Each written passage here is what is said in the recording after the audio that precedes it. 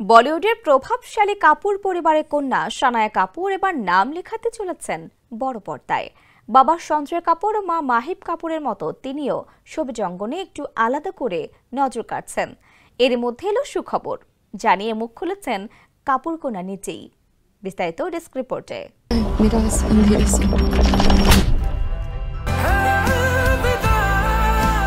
বলিউডে অভিষেকের অপেক্ষায় রয়েছেন সঞ্জয় কাপুর ও মাহিব কাপুরের কন্যা সানায়া কাপুর। একাধিক সিনেমার কাজে বিলম্ব হওয়ার পর অবশেষে চলতি বছর 11 জুলাই মুক্তি পেতে যাচ্ছে তার প্রথম ছবি আঁখোঁ কি গুস্তাখিয়া। সম্প্রতি প্রকাশ পেয়েছে ছবিটির ট্রেলার, যেখানে সানায়ার উপস্থিতি নজর কেড়েছে দর্শকের।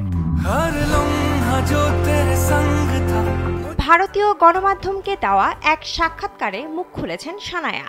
জানিয়েছেন এমন একটি সময়ের জন্যই তিনি অপেক্ষায় ছিলেন।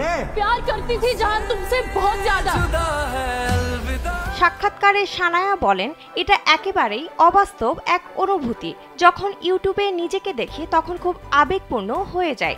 সিনেমার ট্রেলারের ভিডিও আমি বারবার চালিয়ে দেখি, কেমন লাগছে, দর্শক কি বলছেন, সব মিলিয়ে একেবারে অদ্ভুত এক অনুভূতি। এই বিশেষ মুহূর্তটির জন্য তাকে অপেক্ষা করতে হয়েছে 3 বছর। তবে সেই অপেক্ষা নিয়ে তার কোনো আক্ষেপ নেই। প্রথমে করণ জোহর প্রযোজিত বেধারাক সিনেমার মাধ্যমে অভিষেক হওয়ার কথা থাকলেও পরে তা বাতিল হয়ে যায়। আঁখোঁ কি গুস্তাখিয়া একটি মিউজিক্যাল সিনেমা। এটি পরিচালনা করেছেন সন্তোষ সিং।